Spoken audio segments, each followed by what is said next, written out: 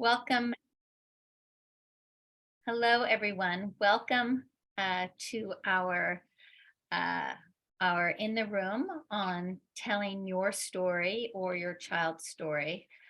Uh, this event is something that we at CPN have been.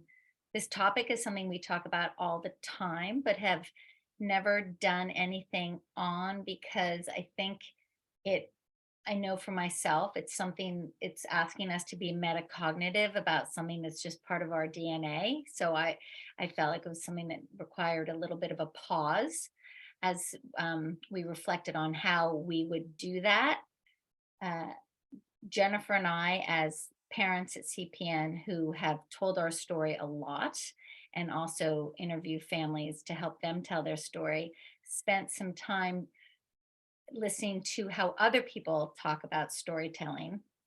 We listened to a number of StoryCorps podcasts and some other things to reflect on what we would share tonight. Tonight is not a how-to. There are fabulous programs, workshops, journaling workshops, writing memoir workshops. We are not teachers that way. So this is not a how-to, but it really is here to inspire, help you think about, contextualize your vision, your thoughts, and introduce you to a number of people who you've either read or will read on CPN or after, who have made a personal practice of telling their story. Some of them are published authors, some of them are bloggers on CPN, some of them are podcasters, some of them are a little bit of everything. And as you will see, there's no right or wrong way to do this. And there's no need to do it either. This is just if the feeling is coming out of you that you want to tell your story in some way, this gets the juices going. This is a safe place to express concerns about what it means and how you might do it, any vulnerabilities you have. We are a very safe community for talking about that. Because of course, if you're telling your story or your story that involves your family, that's a very vulnerable place. And I think you can feel like this is a safe place to do that. That having been said, this is being recorded. So please know that we will be making this recording available to people afterwards. We get a lot of traffic, people watching afterwards. So don't say anything you don't want other people to hear outside of the context of this conversation. We're going to begin with me going on about this for a bit and then open it up to our guests who are going to introduce themselves in a minute, and then open it up to a conversation with all of you. I'll ask some questions and get the conversation going. I think right now we're a small group, and so you can use a feature in Zoom to raise your hand, or you can actually just raise your hand and we'll see you. And Jennifer or I will call on you and you can just say what it is you need to say. So before I start my little presentation, I think if Effie, you could introduce yourself, then Ann, that would be great. There are special invited guests, please. I do feel so special. I love CPN so much. And normally I come to In the Room and I give my kids a show and I put my headphones on and I use this time to fold my laundry and listen. So thank you for inviting me. My name's Effie Parks. I live in Seattle, Washington with my husband and my 2 kiddos. You might know Ford. He's a 6-year-old boy. He has a neurodevelopmental disorder called CTNNB1, which affects all aspects of his growth and development. After Ford was born, as many of you know, this is such an isolating introduction to motherhood, and there's a lot going on. I found a couple podcasts on the subject that I finally resonated with, and I always call them out, Sean and Kyle of the 2 Disabled Dudes. Gave me such a gift of taking the burden off of my heart. And I love them so much. And I wanted to do the same for other people. So I eventually started a podcast called Once Upon a Gene, where I shared a little bit of my story and also provided a place for others to do the same while also sharing resources and all of the things to help myself and others navigate this completely new existence. Thank you, Effie. And we at CPN strongly recommend Once Upon a Gene. We love Anne. Good evening, and thank you for inviting me for the opportunity to be part of this panel. I'm Ann Schrooten. I live in Chandler, Arizona, with my husband. I am mom to 4 children. My third son, Jack, was born with a rare congenital muscular dystrophy that affected his muscles, eyes, and brain. He was nonverbal, trach, and ventilator dependent. He passed away 9 years ago from complications of his disease. He was 15 years old. During Jack's life, I started blogging primarily initially to keep people up to date when he was having spinal fusion surgery. And then I realized the benefit of writing my feelings out and sharing my story. So I continued to blog from 2006 until now. I don't blog as much, but for the most of Jack's life, I did. And then after Jack passed away, I partnered with one of his doctors, and we recently had a book published that's a compilation of stories from parents and pediatricians who care for children with medical complexity, and it's called Shared Struggles.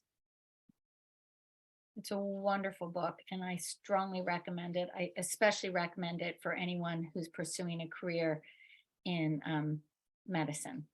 It is, or pediatrics, a career in pediatrics. It's a phenomenal book. And CPN has done a podcast interview with Anne and Barry, the other author, and I recommend that. So thank you. And we also have joining us CPN's current and past, some of our past bloggers in residence. We'll be talking with them, but we'll do that, get to that after.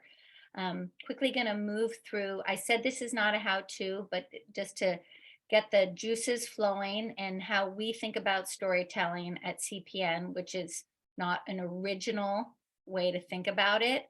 I'm going to share some slides, which really is basically my perspective. Some of this is borrowing, a lot of this is borrowing from other people, and all of it is borrowing from other people, but it is largely also the stuff that I think really resonated with me. Okay, and now we'll go, here we go. We'll now turn this into slideshow view. When I was starting Courageous Parents Network, I was looking for models that would, my background is in television and video production and working with people who told long form documentary producers who were telling stories with other interviews. And so that was really some of the professional training I had learning from other people.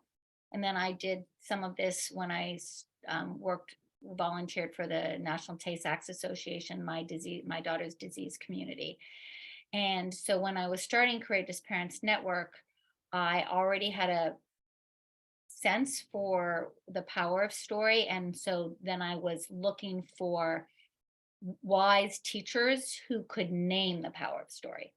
And this is one of them. Rachel Naomi Remen, in her book Listening Generously, says the story is the container for meaning. In his book Being Mortal, Atul Gawande writes, in the end, life is meaningful because it is a story, and a story's arc is determined by the moments when something happens. In stories, endings matter. I'm leery of suggesting that endings are controllable. No one ever really has control. Physics and biology and accident ultimately have their way in our lives, but we are not helpless either. And courage is the strength to recognize both of these realities. We have room to act and shape our stories, and the chance to shape one story is essential to sustaining meaning in life. And then in an article that just ran in the New Yorker, J.R. Moringer, who is the author of The Tender Bar and the ghostwriter for Andre Agassi's book Open, and Phil Knight's book Shoe Dog, and Prince Harry's book Spare. He's the ghostwriter for all of these famous memoirs. He writes about helping people tell their story. If you don't speak your emotions, you serve them. If you don't tell your story, you lose it. Or what might be worse yet, you get lost inside it. Telling is how we cement details, preserve continuity, stay sane. We say ourselves into being every day. I thought, my God, that is just a beautiful way of describing what it means to tell your story, write your story, think your story. We say ourselves into being every day. Of course, you don't need to be parenting or caring for a child with a serious illness for story to be relevant to you. However, in this context of our conversation at CPN, that is what we're talking about. So what do stories do for us? They orient us.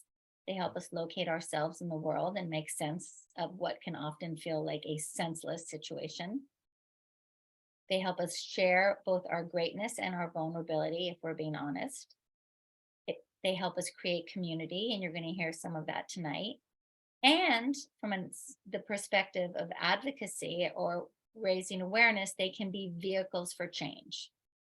And complex issues, which often are what we are dealing with, you as advocates for your child, with all the problems and the issues in the healthcare system, and with respite and nursing and feeling unheard, or what are insurance and billing. You're talking about complex issues, but those issues are best illustrated with concrete examples from your own life. Your own story can help you make meaning in how you have responded to what has happened to you, and remind you of the you that you are now, that you will be reminding your future self of the you that you were then, and how far you have come. There's a lot in this slide, and there's just a lot that stories can do. They help you be in the present. They help your future self remember your past self. They help your future self, your past self, be honored by your future self. All right. Other reasons to tell your story. For those of us for whom our children are not living anymore, we get to use our child's name as often as we want. They help us remember who we were and what we did, to honor our strengths and our family's strengths. They help us honor other people who helped us along the way, and hopefully there are a number of them. They help us process and understand our experiences, what our greatest assets were. For many of us, and this was certainly true for me, they help us metabolize our grief. They help us heal. And I do believe it's in another podcast with Rachel Naomi Remen, or it's the same one. She says, telling your story helps you reinvest in a world where bad things can happen. And for us, it's where your child is sick and can die. Certainly telling our story helps lessen the isolation that we experience when we have an audience that is actively listening. We are making a connection. Telling a story helps us advocate, big A, little a, and they help others understand. And this can be particularly important even when you're just telling your story at a scale of with your extended family or your friends, trying to help them understand what is happening to you. Storytelling has been central to the origins of Courageous Parents Network. I come to this with sort of falling into it with my own experience. In 2000, when my daughter Cameron and my nephew Hayden were living, we were profiled by the Nova production team. The PBS science series Nova was doing a 2-hour documentary on the Human Genome Project, and they did an entire chapter, like an 8-minute section, on Tay-Sachs disease, because it's such a clean story about genetics, both the children have to get the bad gene from both parents. So they found us, they found our story, the fact that it was my husband and his wife and my husband's twin brother and his wife, and we both had kids. It was like a great story. And they interviewed us, and that was the first time the first time I had ever really told my story for an audience that wasn't my best friend or my brother. And I had a taste of what it means to tell the story. And after Hayden and Cameron died, my husband and I became we started working with our primary care doctor, Dr. Rick Goldstein, who was teaching at Harvard Medical School, teaching medical students about palliative care and how to support families of children living with illness. This is a bad picture of Harvard Medical School. And we probably told our story to his class of students and then some others 6 to 8 times over the course of a couple of years. And what happened as I was doing that is that I was refining my story, learning what key ideas were popping for me, shedding some of the details, foregrounding some new details, remembering some details, hearing my husband talk about things that I had forgotten. So the story sort of changed over time.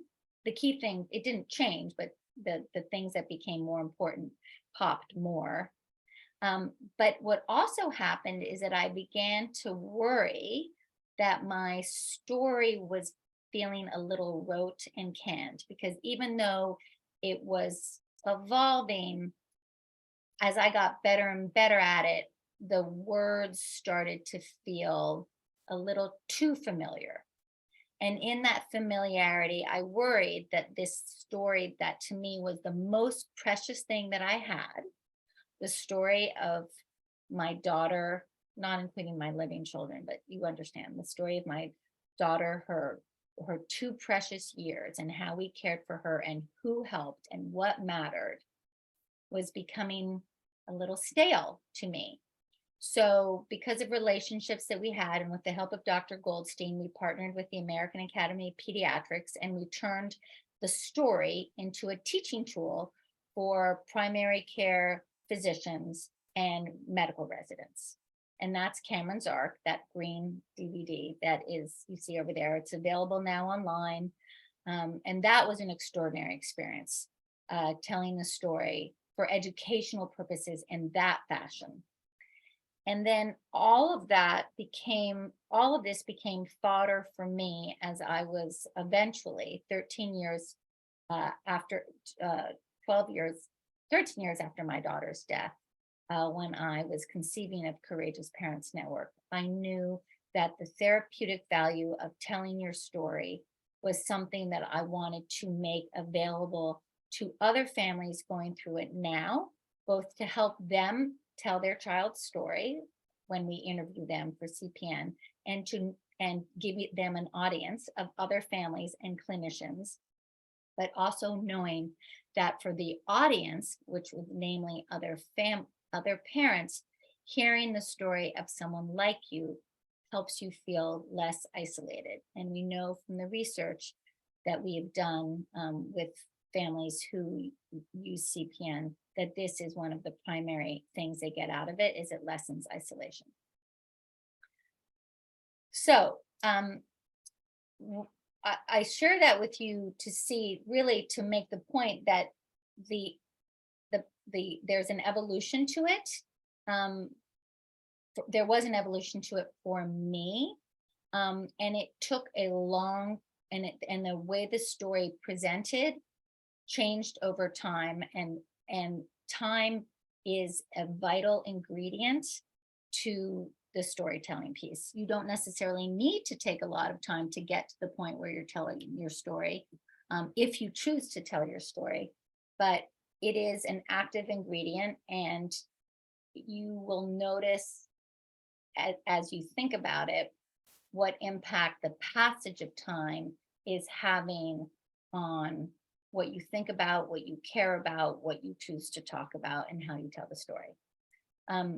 You cannot rush a story. Stories don't just happen because you decide to sit there and write it out. They have to come to you.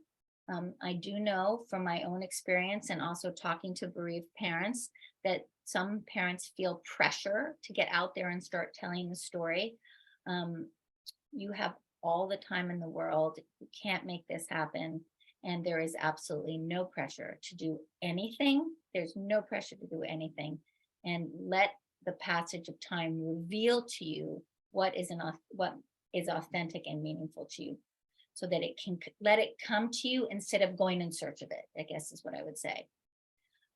You do have to be in a place where what you have to say and how you say it is tolerable for others to hear.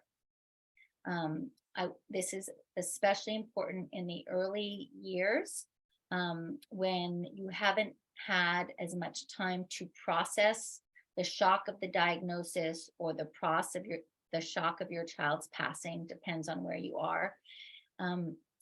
If you yourself are overwhelmed by emotion, doesn't matter what that emotion is, if you are overwhelmed, it will be difficult for you to speak and share in a way that is other people can hear. Anger is, of course, okay because it reflects a desire to change things, but it is hard to listen to people who are angry if they're speaking with angry language and an angry tone. And deep grief is okay, obviously, because it reflects deep love, but it is hard to listen to someone who's overcome with grief. So this is one of the reasons why time, the passage of time, is important. Again, as happened with me, the time will allow salient points to rise to the top, and the chronology, this happened, this happened, this happened, which, by the way, is the least interesting part of a story. The chronology of things is not that interesting. The chronology will fade, and the things that make for a powerful story, the moments that pop, will come to the foreground as you thread them together. How you metabolize all your feelings can happen in any number of ways: conversations with close people, journaling, work with a therapist, just paying attention. So there are a number of ways that you can churn through until you feel ready to go outward with what it is you have to say. What goes in the story?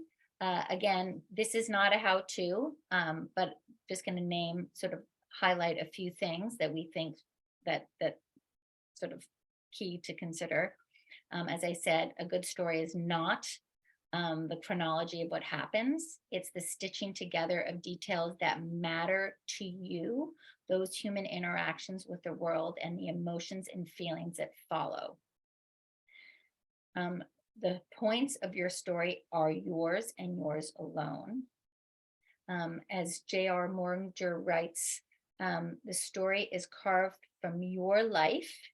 It is that series of events that you choose because they have the greatest resonance for the widest range of people.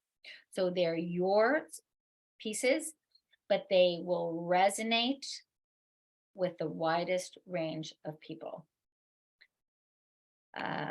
Okay, now these, so key, I think feelings and emotions are really, really vital to identifying what pops and what you choose to share about. How did the events make you feel? How did you observe what was happening in other people? You can't say what they were feeling, but you can observe as the eye of the story what you think the other people, including your child or your partner or the clinician or the patient family, what you observed they were feeling. And this is a key part of what you do in shared struggles. How did you respond to what you saw happening? And what in those moments really stood out, the positive, the negative, and what did you do in response to these things? I like the idea of, a piñata. If your life, or if this thing you want to talk about, you think you want to talk about, or the 5 years, the 10 years, the 20 years is just like feels like a big glob.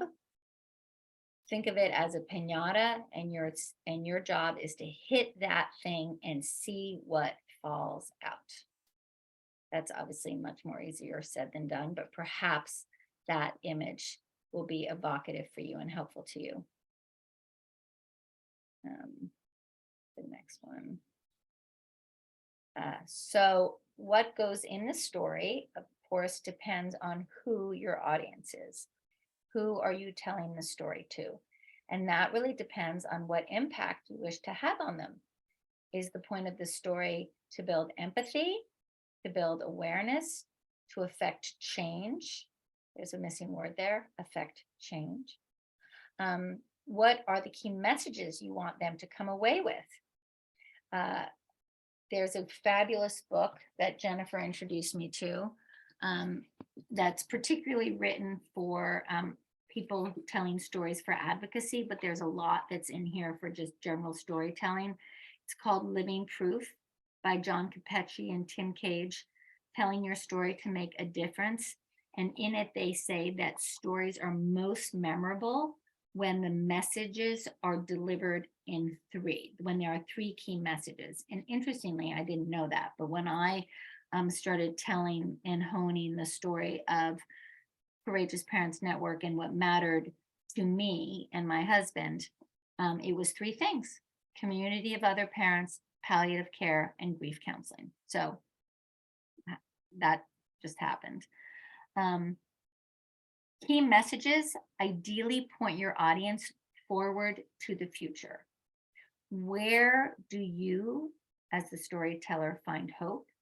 What do you hope for? And that can be at any scale, within yourself, for your child, for your family, within your community, nationally, systems change, whatever it is. What is it that you hope for? And is there a call to action? And that, of course, depends on who your audience is and what your desired impact is. Your story does not have to have a call to action. That's only really if you're trying to affect change. I think this is perhaps this is the most important thing to flag, to impress upon you, is that when you are telling your story, or the story of you in relation to your family, your child, you have to be a reliable narrator. And that includes being transparent and honest and a pretty high level of vulnerability, which is another reason why time is very important, because it's very hard to be vulnerable at the very beginning. Stephen Covey, in his 7 Habits of Highly Effective People, says that trust is the glue of life, and it is the most essential ingredient in effective communication, because it is hard for your audience to listen to you and believe you if they don't trust you as a narrator. And honestly, more importantly, it's going to be hard for you to tell the story if you're not being authentic to yourself. And the integrity of your own voice and what you're saying propels you forward. And Brene Brown, in her work on vulnerability, talks about how telling your story with wholeheartedness includes telling it with courage, compassion, and connection. And last but not least, this cautionary note that the story you tell, even as it changes over time, becomes a story that you live with. So be mindful of the details you are including, as they are the ones that will live on. And if you are foregrounding details that involve regret, and those are some of the most vulnerable and the most honest ingredients, and they matter a lot, make sure for yourself that you are balancing those details with elements of self-compassion and grace. And of course, that's true of just living in your life, whether you're telling the story or not. Always, we all have regret.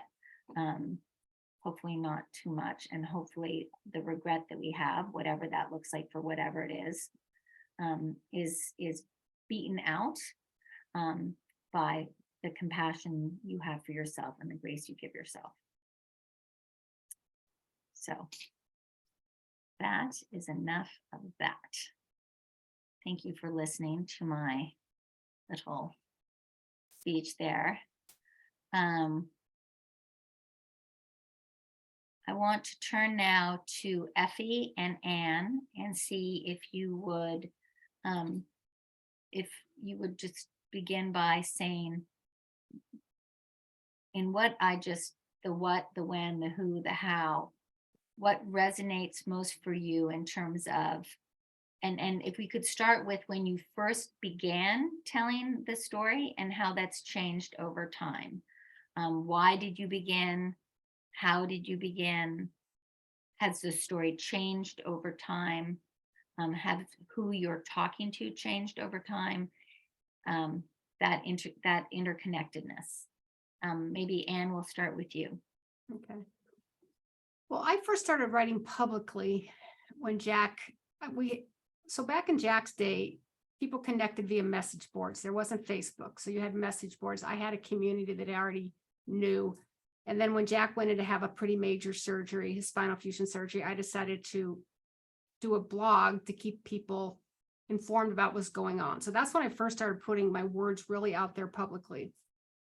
And it was a very complicated course, so the blog didn't end anytime soon. It was like, so it was very sort of talking about what was going on with him and what was happening, and just telling my story, really, because I had 3 other kids. I was, just balancing my life and putting my life out there with some discretion, obviously. And then as I started writing what got past the details of an actual surgery, and started writing about how I felt. I mean, I've always been told I'm a very forthright and honest person, and that's how I write. And it is scary because before I'd ever hit the publish button, I'd worry about being judged. But I always got the feedback that people, my community, because I wrote to a community that I knew initially, they could relate, they understood, and they appreciated it, sharing what life is like caring for somebody who's so medically complex. Because I got over and over again, you speak for me, I don't know how to put this into words. So that's why I continued to write, because people told me they liked, it helped other people, and they told me that. And then I just found out the amazing thing of Google. People found my blog because they would either Google trach, muscular dystrophy, whatever. So all of a sudden, that's how people generally found me after that. And then I didn't know who these people were. I just really knew the people that I knew personally, my community that was from all over, really, the United States and even outside of the United States, because of the message board where I initially met these people. But initially it was about Jack and what was going on in Jack's life, occasionally about my other kids. And quite frankly, I always used a lot of humor. This is hard stuff, but I would try to find the humor. It wasn't real heavy. It was sort of light, and this is life, and it sucks, but we can do this. And then towards the end of Jack's life, when he really started, suffering, really, he had a good life till towards the end when he was really hurting. It became more deep and trying to talk about him and what he was feeling. He was nonverbal. I believe that he could talk. We connected at the soul, as I'm sure anyone who has a nonverbal child can relate to. I believe I could express what he was feeling, and I expressed what I was feeling. And so carried that towards through Jack's palliative care, hospice care, and his death. And I wrote a very raw piece on Jack's last day. And then after that, it was a little heavy. You talk about grief, and people don't want to really hear about deep grief for too long. I didn't even want to write about deep grief for too long. I got the sense when I'd reached my threshold of listening to myself, so I backed off and didn't write so much. And so from writing basically a couple times a week, and probably much more often towards the end of Jack's life, and writing quite a bit, maybe 3 times a week right after he died, I'd probably write now, 9 years after his death, maybe 2 times a year. But that's my personal journey. And it became about Jack. It was about Jack, then it became about me. And then I kind of just don't feel like I need to, there's not that much more I feel like I have to say on a personal blog. But then then the book came up, and that sort of was another way for me to express everything I had learned through the book, and sharing, what I had learned from being Jack's mom. And in editing the book and inviting, it's a collection of essays, personal reflections and essays by parents and physicians. Was it hard for you to elicit those stories from the contributing authors, the parents and the physicians?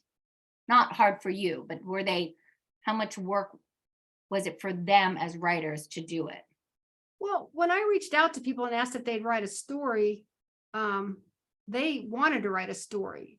It just really became a time issue for them. I mean, I started reaching out to people in 2015. The book wasn't published till 2021. It was finished in 2020. That's a lot of years. So I planted the seed.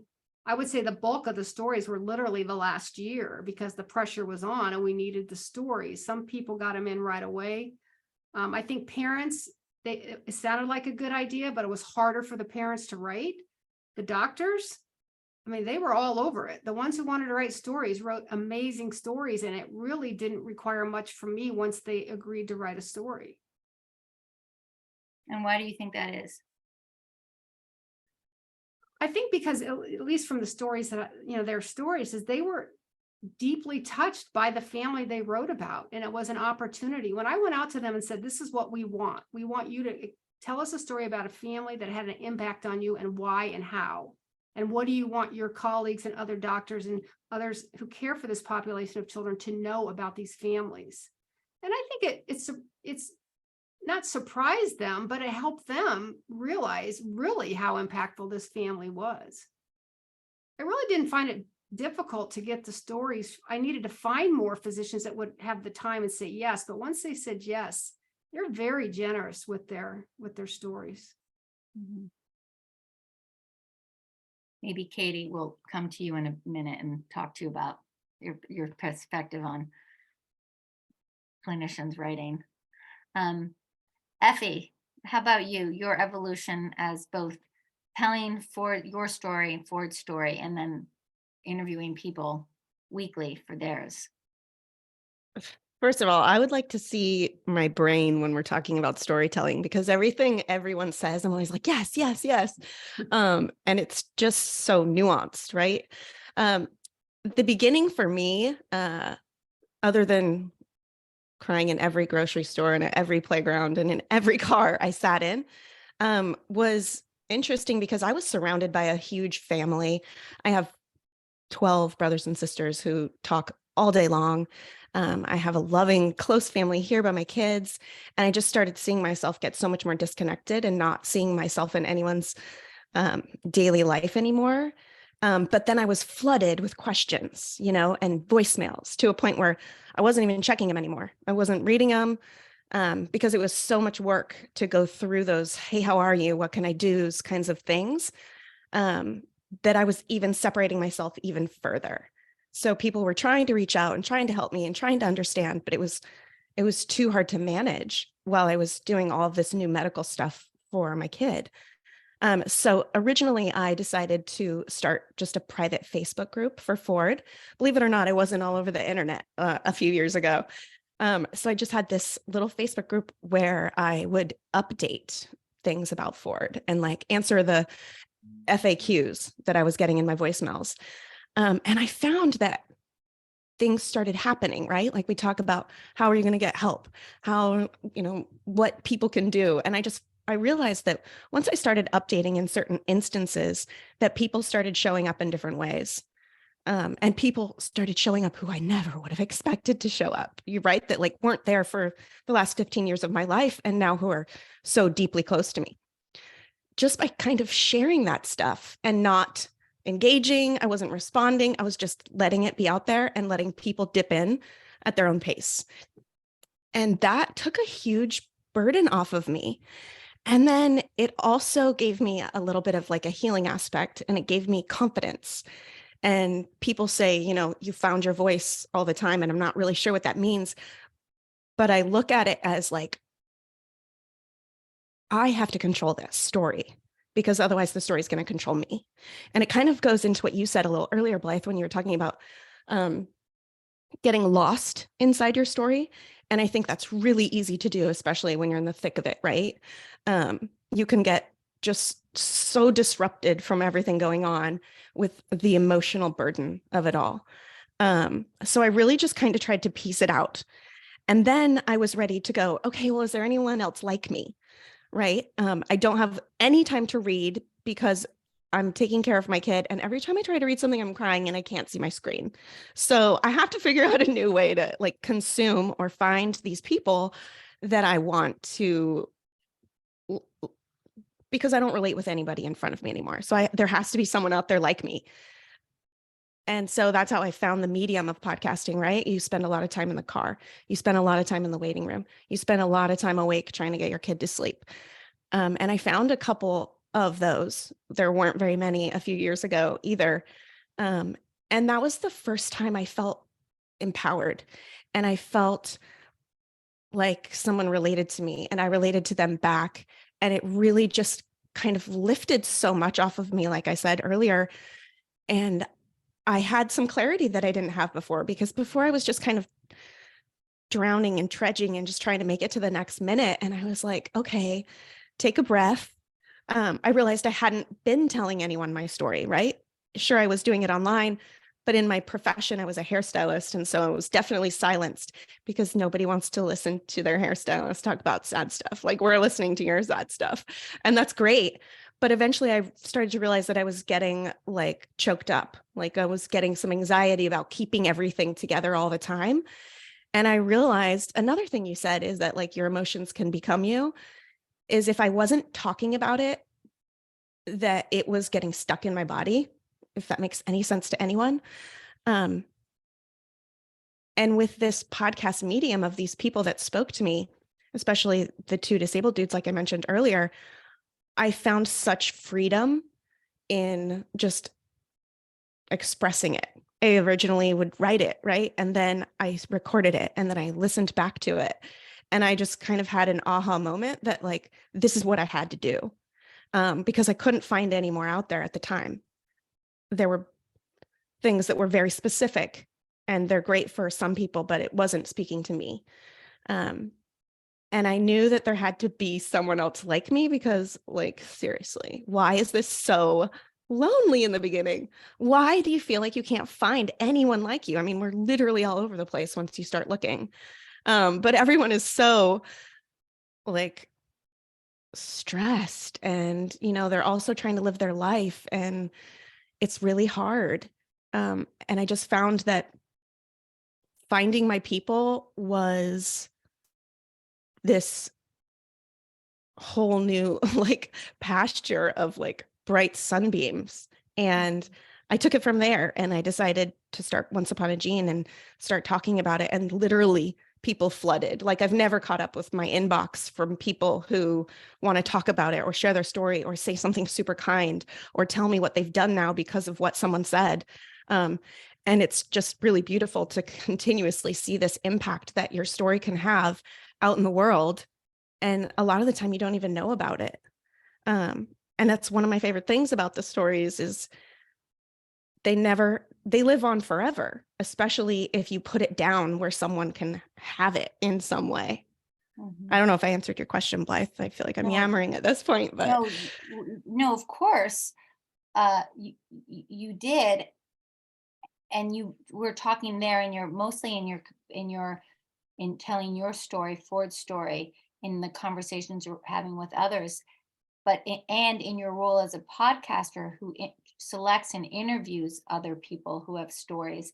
How do you, Effie, think about how do you help people tell their story? How do you are there things you listen for? Are there things you are wary of? Sort of the editor in you. yeah, obviously there's some duds here and there. You're like, there's no way around that. There's people with agendas and things like that. I feel like most of the time when people come to me or I ask them, they're actually pretty scared to do it. And sometimes they say no, but then they always come back. So I don't know what niggles at people that makes them finally brave enough to do it.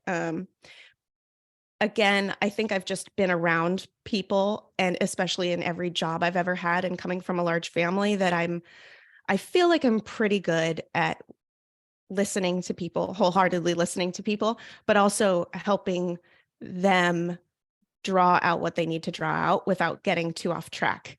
And I definitely don't look for the angry people unless the anger is like something that has an actionable kind of takeaway from it. But yeah, I feel like most people really want to tell their story and they just want to know that it's okay and that it's safe and that they're not going to sound stupid. And that even if they do feel like it was stupid, that it's something that you have to practice. And it's something that you still have to think through. And maybe that problem is still affecting you in some way, and that's okay. But I think that you build up kind of your story muscles and your emotional kind of levels of where they're at, and you really have to just kind of take stock on where you're at.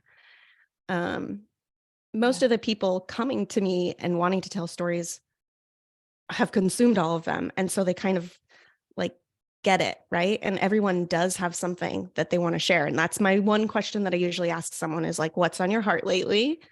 And sometimes it's totally different than what I expected they wanted to talk about. So both Ann and Effie, and then we have some of CPN's bloggers, Katie and Amanda and Amy, and Jessica. When you're writing, you're writing in your capacity, Katie as a physician, the others as mothers. You are writing your own story, but in the context of something that is happening with your child, to your child, and the siblings, and in your partnership, your marriage, or other people in your circle that are part of the story. How do you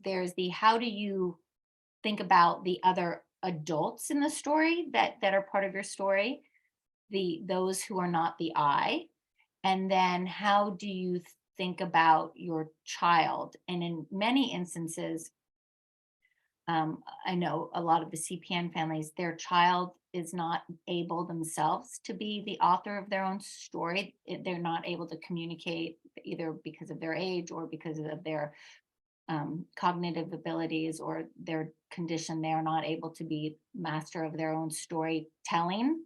So how do you tell your story aware that there are other players in the story, especially your child? And I'll start with you, and then maybe Effie briefly, and then some of the other, like Jessica and Amanda. Well, telling Jack's story, obviously when you blog, I told Jack's story, first of all, by sharing a lot of pictures. Then you get to see Jack and you get to know him and you get to share who he is. I know now with Instagram and all that, you can show videos. I have some really, old videos that, back then it was just a lot different. But it was, start with sharing stories and telling about him. And then, I never felt uncomfortable sharing what I thought Jack might want to be saying. I just felt like I knew him that well. Even to this day, I feel like I know him that well. I feel like he's still talking to me and I'm still sharing his story. There is a connection, as we all know. And that I just never felt uncomfortable sharing Jack. And so many people came to love Jack who never even met him in person. As far as my other kids, they were all young. And I did share, my blog was called Jack's Journey and Then Some. So I shared a lot about his siblings. But as that was in the beginning when they were younger, and it was more a family type of sharing, not individual, although everyone's come to know my youngest son quite well because he was quite funny. he's now 21. And so sometimes I'll share, memories that come up, and I say, do I have, are you okay if I share this? And he says, fine. So he seems to be okay with it. Nobody said, Mom, you need to take all that stuff down. But I definitely have to be sensitive to your other children. But also back at when I was writing and blogging, you didn't have the amount of social media you have now. So I didn't have nearly as much exposure, I guess. Mhm. Effie, how about you? This is a complicated one because it depends on so many factors, like where you came from, what kind of person you are, what kind of boundaries you have, your integrity in general. I think for someone like me who has a son who has intellectual disability and who's nonverbal, it's much easier for me to tell Ford's story without worrying what he's going to think, period. He's never going to know what I'm saying on a podcast about him in any way, shape, or form. Do I share things that I shouldn't? I don't think so. I think that the important thing to do if you're ever planning on telling your story or writing your story and doing it publicly is really focusing on the intention that you have for doing it and really thinking about that rather than just kind of putting it out there, right? Like, is it to build community? Is it to make connections? Is it to raise awareness? Is it to educate other people? Is it to entertain other people? Is it to, I don't know, ignite empathy? Like whatever it is, like really kind of think about what you're doing before you do it. And if the answers make you feel icky, it's the wrong time and it's the wrong story. Yeah. That gut check is really important. Amy, you have been writing for a while. You started with Lawrence Carrying Bridge, and then you've been a writer. You had kept a blog, and then you've been a writer for CPN.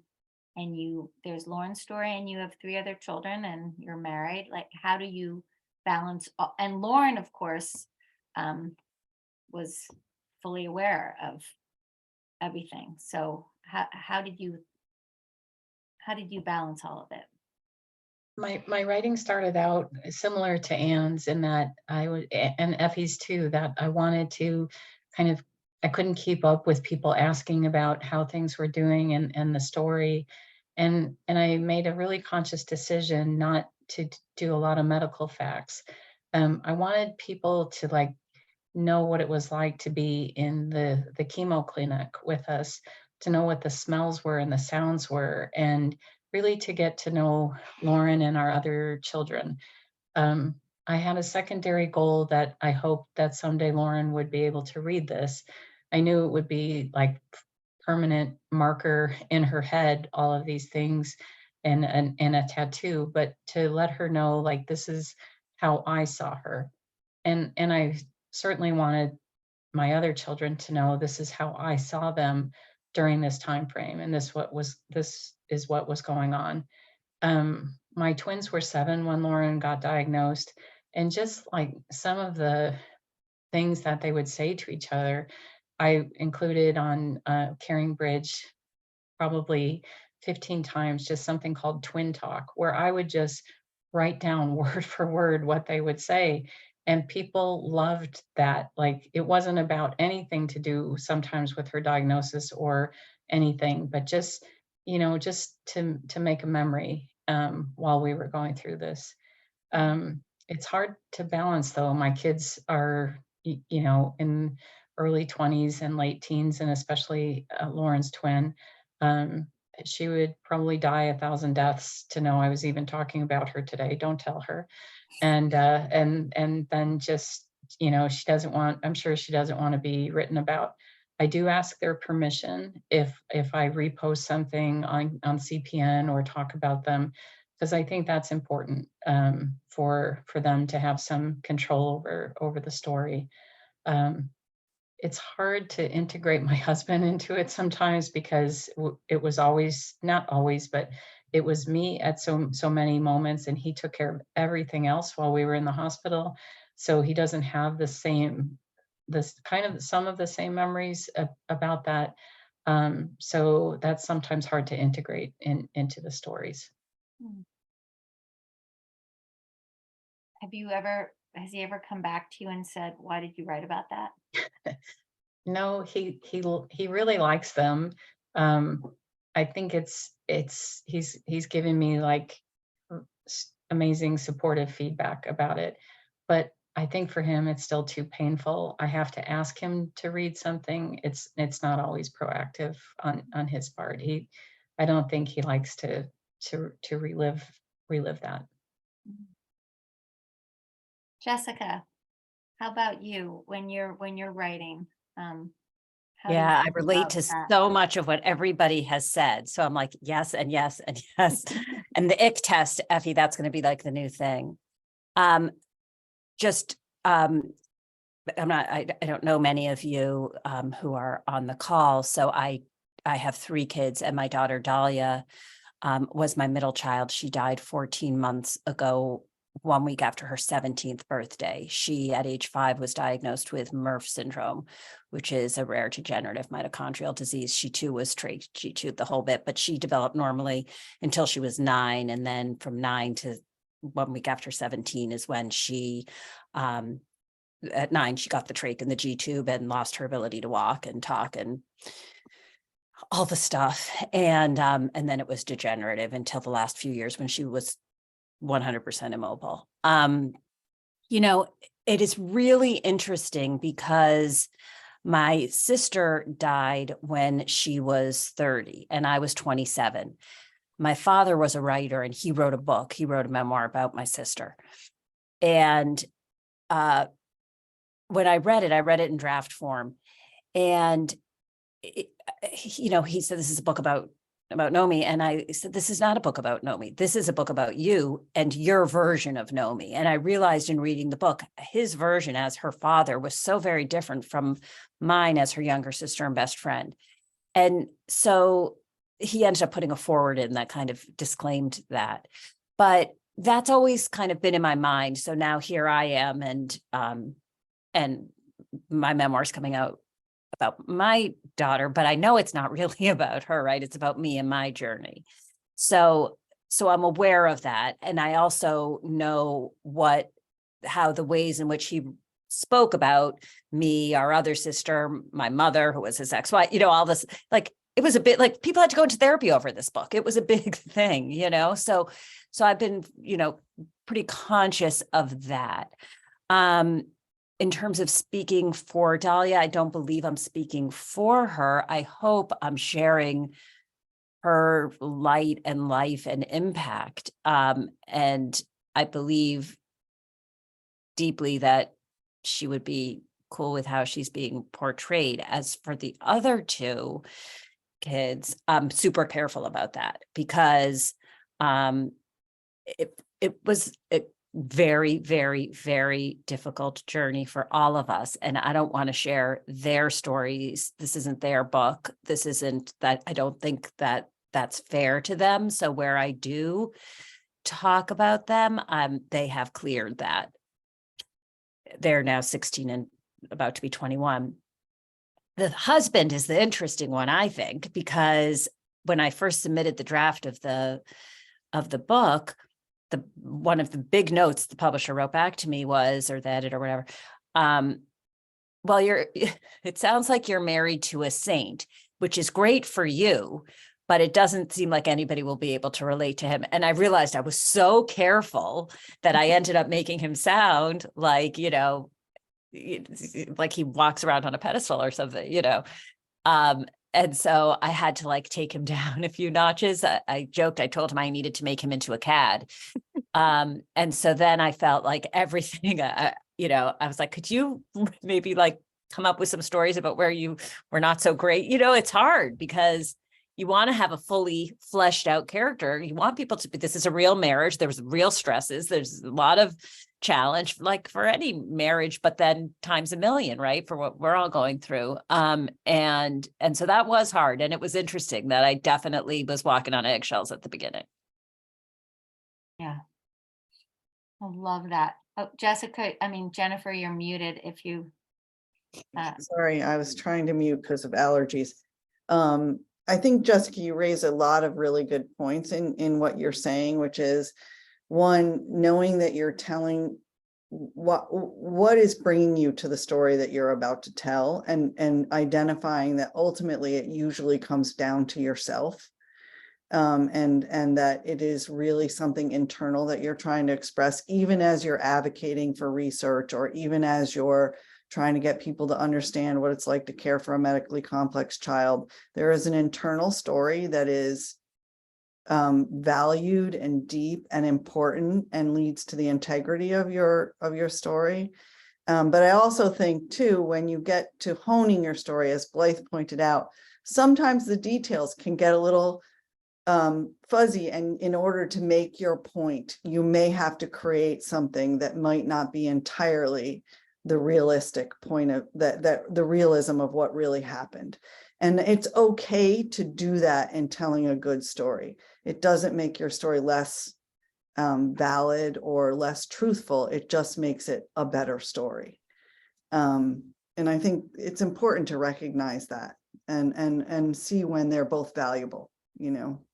Jennifer, you sound like my husband, because he's always exaggerating and I'm always correcting. And he says, you're ruining my story. And I says, like, well, those numbers aren't real. He's like, Well, it's not necessarily exaggerating, but I'm sometimes just- it is, you know, you have to put in a detail that might make your story more impactful. It doesn't make it any more valid. And usually it has some kernel of truth to it anyway. Yeah.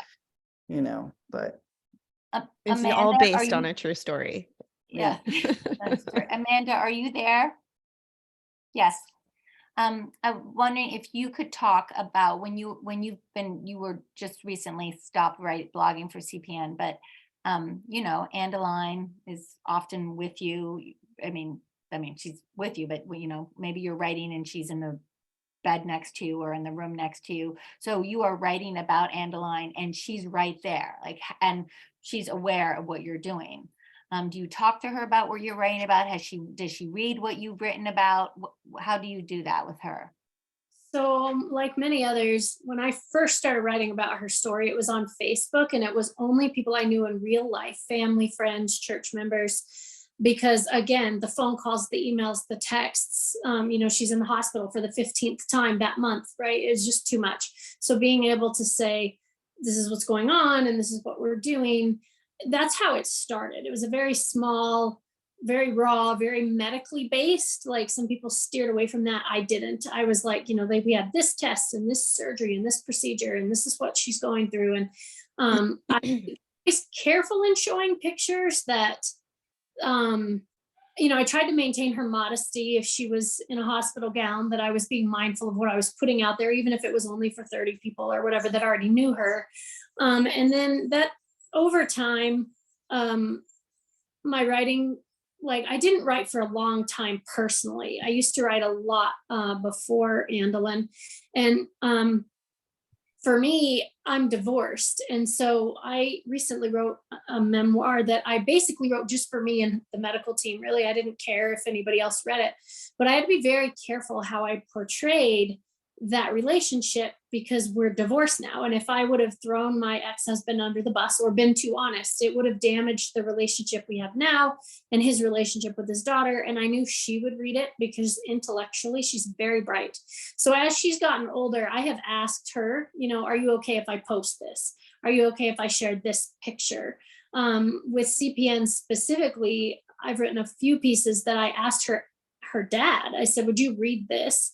And are you okay with me sharing this about our journey together, whether it was early on or recently, so that I was, even though he doesn't follow CPN, I didn't want to undermine his integrity. And there was no way really to tell that piece of the story without it getting way, for me, off track and too personal. So I don't talk about her father very much, even now on Facebook, even though people know that I'm divorced, because it's just such a disconnected part. But with Andeline, the older she's gotten, the more I involve her in, and she has listened to me share, or I had her read my book before I published it, because I wanted her to be okay with what was in there. And for me, sort of my motivation for all writing has always been giving a voice to people who can't express what they're feeling, whether it's for themselves or to share with their families, because they don't feel understood, and they can take a piece and be like, this right here, this is what it feels like, or this is what that was like. So to try to give others a voice. And then for Andalyn specifically, I wanted her to be able to see things from a different perspective, because she is so cognitively advanced. There's times where I think it's important for her to understand the advocacy that has gone into something where she feels like something's unfair, or, you don't have time to play with me. Well, when she reads that's why, because you were doing all of these other things. And so to sort of chronicle her life and her journey and my journey and navigating that as a parent, and to bring awareness to other people in our circle.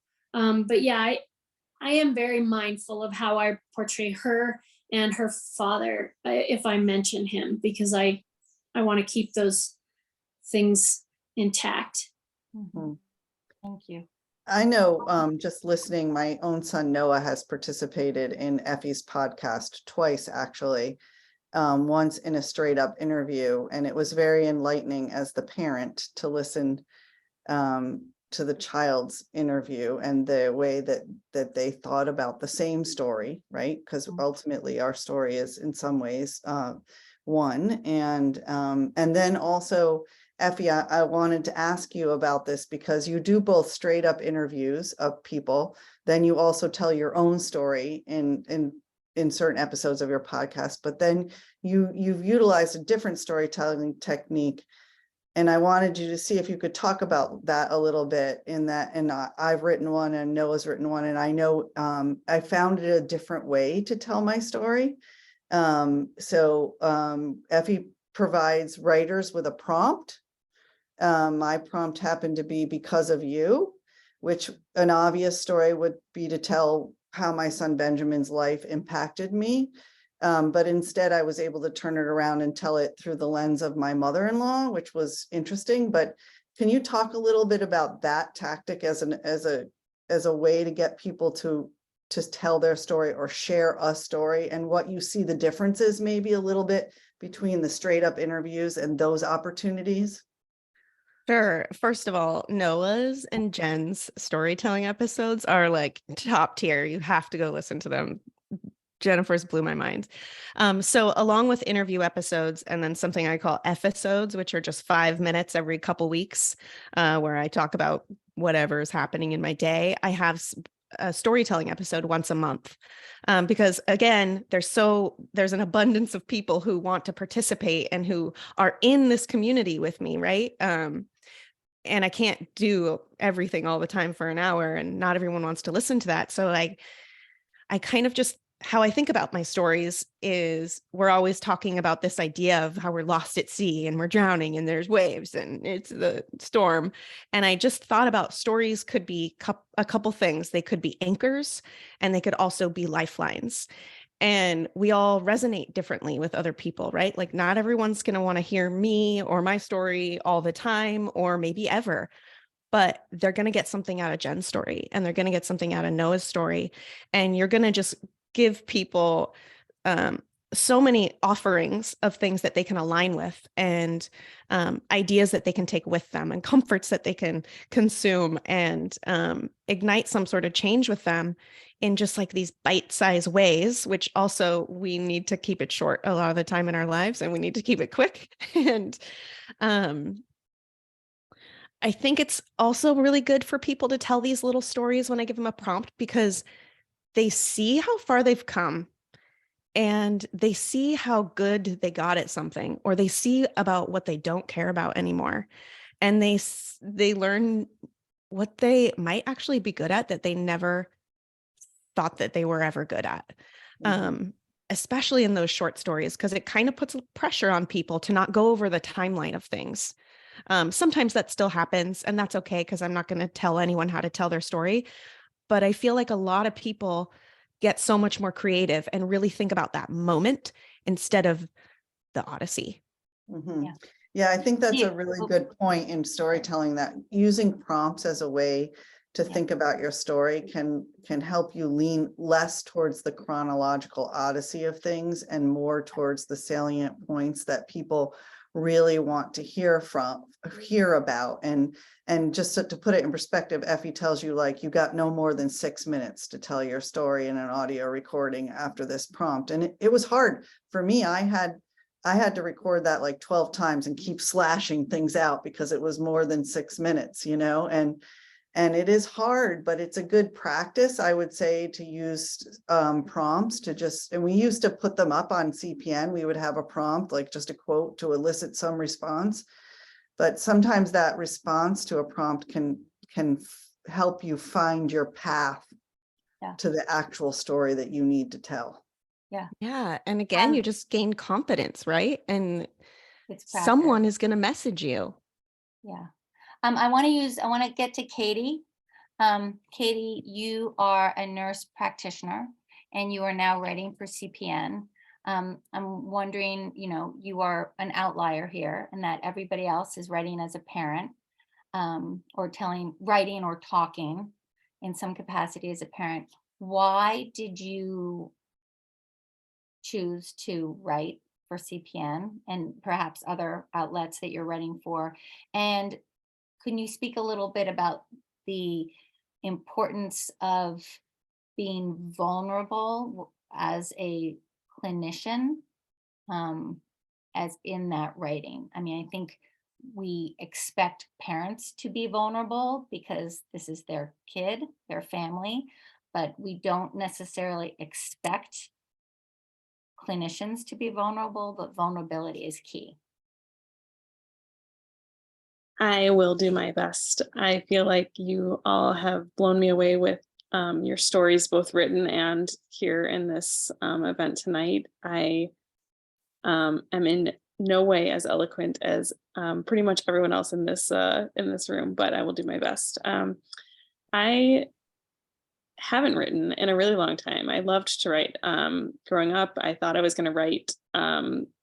Going into college, I was like, whatever I'm going to do, I'm going to write stories too, because, you know, I feel passionate about writing.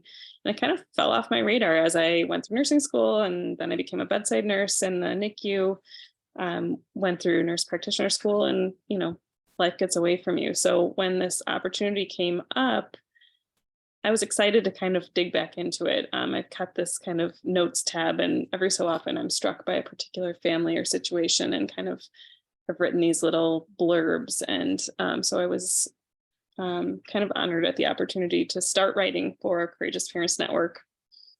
That said, sending in my very first story to Jennifer was, I felt very vulnerable because someone, I don't remember who, spoke to, you know, the other voices and the other people in these stories. And I'm so very aware that the other voices in this story are parents, are bereaved parents, are parents in the trenches, and we're walking with you. And you can't do, you know, the job as a provider without connecting with families on such a personal level. And also recognizing that I go home from my job at the end of the day. I keep families in my heart, but I'm not living through it with you. Knowing that, I think that it's so important to share with families and connect with other providers about the work that we do and about how very connected and invested in each of the children and the families and the stories that I, you know, see on a daily basis we are. I think being vulnerable in with families that we work with allows us to build really deep relationships, allows us to really and truly understand what's important to every single family, and use that knowledge to help those families feel less alone and to help with decision making, help with telling your story to other members of the healthcare team, to your child at times. You know, I feel that that's such an important part of our job. So I'm hoping to put some of that down in words in an eloquent way. I've only done one story so far, but I'm so, I think a lot about how to honor each child and each family that I work with, in taking care of the next child, right? So much of the stories are unique and so many stories are interconnected. And so I'm anxious to kind of write that down on paper. Thank you. Yeah, and Barb is noting in the chat that it's really impactful when clinicians are vulnerable and honest. So reading the words of or hearing a conversation with a clinician, a provider, is powerful for families because it's the humanity that's behind the story, right? The human being that you are, not the technician, not the transactional fixer or doer. It's the human being there. And that's what these stories do, is they show the human beings in action.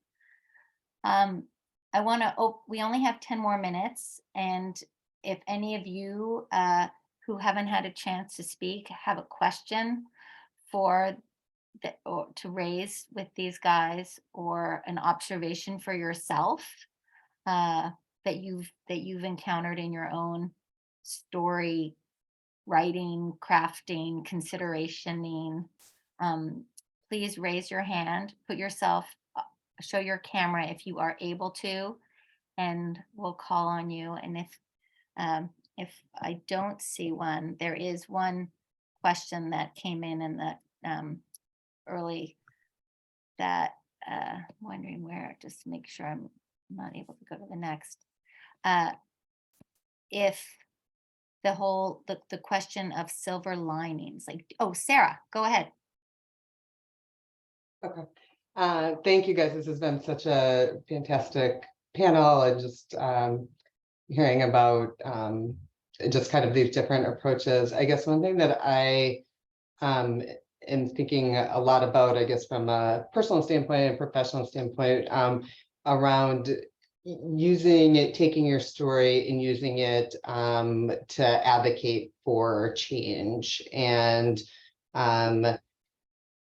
I don't know, I feel like I've seen it done really well, and seen it done where it doesn't result in change, and maybe parents end up feeling really, hurt, and it. So if any ideas of kind of what in the different spaces that you guys inhabit, kind of what you have seen work, and maybe pitfalls to think about avoiding.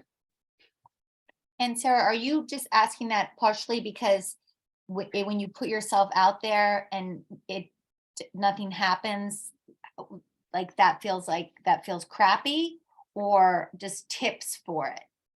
Yeah, I guess more tips. So I'm approaching this as a bereaved parent, and then also as someone who does this stuff for works in pediatric palliative care. And so some of it is kind of selfish and just kind of looking for, I do think a lot about the power of stories and how we can use our stories to really push for change. And so, yeah, so I guess more, not necessarily as much the personal vulnerability, but of just kind of what has worked, what does not, pieces of it. Although I think the personal vulnerability is a whole nother very big thing. All right. Any one of you guys, folks, who wants to go first? I'm not sure if this really answers your question, but the way I've always approached this is by telling my story and helping others to tell theirs. I'm never doing it to get something back. I'm doing it as a community service. And what I've found about coming into this with the intention of community service is that it creates so much more meaning and impact in all of the chaos that we live in general.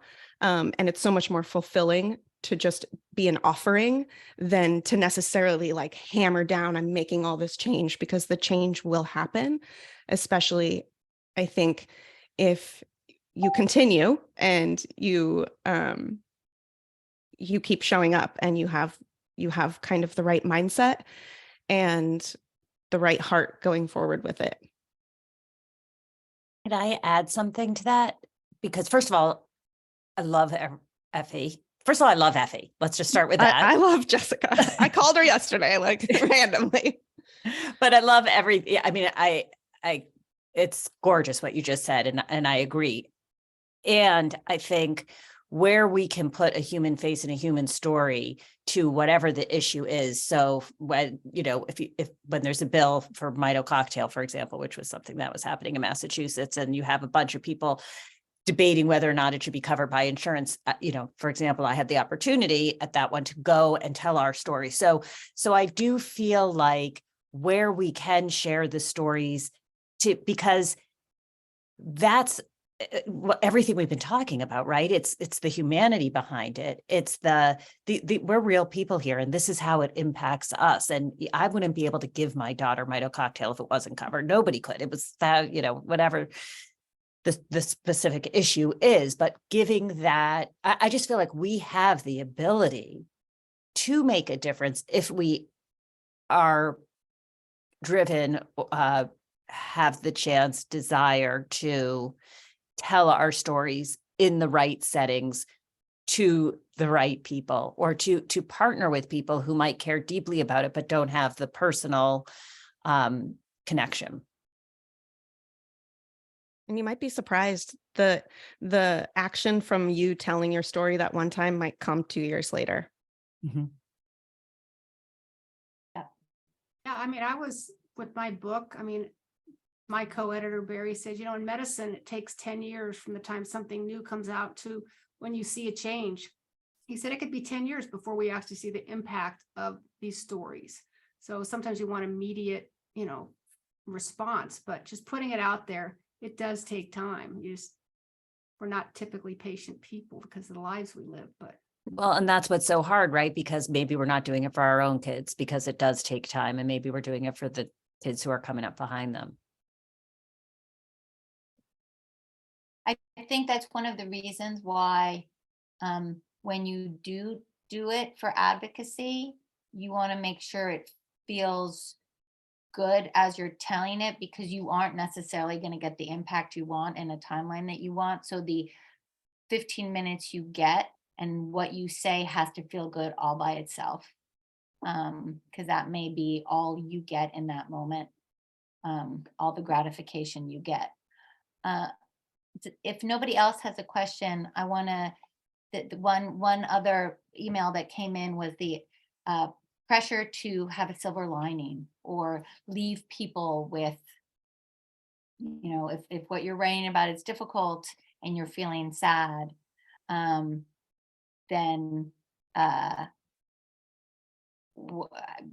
how to like turn it around. And I did in my notes at the beginning talk about the importance of leaving people with things that aren't just too much, like where's the hope, or a different word for hope. How do you think about that? I mean, I think we should be, silver linings just not a great, it means it's a perfect word for something that we don't like. So, or here at CPN, or generally, like let's not look for silver linings in these things. But what else? For me, I think by and large, the truth is that crappy stuff happens, and sometimes there isn't a silver lining. And I think sometimes it's okay to not have a positive, or to not have the silver lining, as long as the rest of your message meets one of those other goals where you're connecting with someone else, or you're helping someone understand what your perspective is, or you're trying to raise awareness, or if you're not just ranting, or there's purposeful meaning in your story. I don't think you necessarily have to have a silver lining, as long as the story itself can bring value to someone else. Mm-hmm. Well said. Yeah, I think that goes back to like that gut check, right? You you have the ability to shape the story, and yeah, the bad stuff is there and it's real, and sometimes you just get to say that and people are still going to be nodding along with you. Yeah, I lost my train of thought. No, and nodding along with you. Yeah, it's Jennifer? okay to it's okay to be uncomfortable, and Yeah. you should just know that, and you're not making a mistake and you're not doing it wrong. I think sometimes I mean, I know when I was writing, when Ben, which I did a lot more during Ben's lifetime, sometimes it's about the audience that you're writing for too. So for example, I felt a lot of pressure to provide a silver lining if I was writing a letter for my fundraising purposes, because I knew at the end of the day, my donors wanted to hear how the reality of my life, but they also wanted to be left with something that let them feel upbeat and make that contribution as a result of it. So sometimes, and that's the joy of CPN, right? We know our readership doesn't necessarily, they can appreciate a silver lining because they too are also searching, but we're also a common audience of people who understand that that's not always the reality and can appreciate when it's not. So much about writing is knowing your audience. Who's the story? Who are you telling the story for? Yeah. And it always comes back to, at the end of the day, you're the one who's telling it. It's yours. You get to do it however you want. And it doesn't really matter how it lands, as long as it doesn't matter to you. Mm-hmm. Before one more question, and then we're gonna end. Jamie Finney asked if, for those of us who are bereaved, how long it took for us to feel ready to tell our child's story. And I'm looking at you, Amy, and you, Ann. I mean, Ann, you were doing it all along. Jennifer, myself. What our thoughts are there? I mean, I fell into it, as I said at the very beginning. I fell into it while Cameron was alive, when Nova interviewed us. And then I sort of kept going and I don't think I even realized exactly what was happening for a couple of years. And then I was like, wow, I just keep telling the story. I think I thought I was just talking about things. I didn't think I was telling a story. I was talking about things that mattered to me. It didn't occur to me that I was telling a story, but that's what was happening. Amy, Jennifer. Yeah, I was just responding to Jamie in the chat. I really think it just depends, right? Like sometimes I feel the need to write just because I've got to get these feelings out, and I'll write a piece and I know it's really dark and I know that not everyone's going to resonate with it. That I don't get as many likes on my sad dark pieces as I do when I inject some humor in it, and when people think I'm okay. When people think I'm okay, they tend to like my stuff more than when it's a little bit dark and it's harder to read. But it's just like the audience doesn't, I try to be cognizant of that and try not to have a silver lining with everything. But sometimes for the reader, I feel like maybe I need to put a little something in there to let them know, not a silver lining so much, but like, hey, I'm okay, and it's going to be okay. But I think, Jamie, it's just going to depend. You're going to know when you're ready. And I think for me, it just would come out. I mean, I was writing about Lauren all the time, but when I started to expand, like it felt scary to write to CPN the first time and offer a blog because it was a whole new audience. But I was doing it little by little. I would start and be that weird person, like in the, like the grocery store, I struck up a random conversation with someone on the beach once and just spilled the whole story out. And I thought, maybe I'm ready for like a bigger audience, because this is super weird to like be, just approaching some rando and telling her my story. So, but it's been really nice to have a broader audience, and especially for, to like for Effie to have your people and to talk to people who get you. I think that's just been so special to me. Jennifer, do you want to go last? I mean, I think for me, I wrote and told Ben's story so much during his life, during all of our advocacy periods, that I really went through a period of time where I felt like after he passed away, I just couldn't write his story anymore, because I don't know, he wasn't there to inspire it, maybe. I don't know. I think sometimes when I write about him, I'm afraid of giving away the details because then they won't be mine anymore. And so that gets a little disconcerting. So I write a lot less in bereavement now than I did during Ben's lifetime. But I am often at CPN challenged with telling the story of Ben's life and telling the story certainly around his death and the realities of what that brought for my family. And I tell it with pride and with confidence and sometimes with tears. And sometimes with trepidation because I don't necessarily know I've learned everything along the path. And I think, that's where we get back to this vulnerability that each time you retell your story, you might discover some new vulnerability that you weren't actually entirely aware of before. So you have to just sort of prepare yourself for it. But I think it's important to realize that, you're not always going to feel inspired or as willing or as able to share or tell a story, that it comes and goes like, the tide sort of, and you just have to wait for the things that need to rise up to come back out, and they'll come out when they're ready. I love that. And it plays on Effie's waves metaphor. The On waves, that I tell note, ya. we're going to stop recording. Thank you, everyone.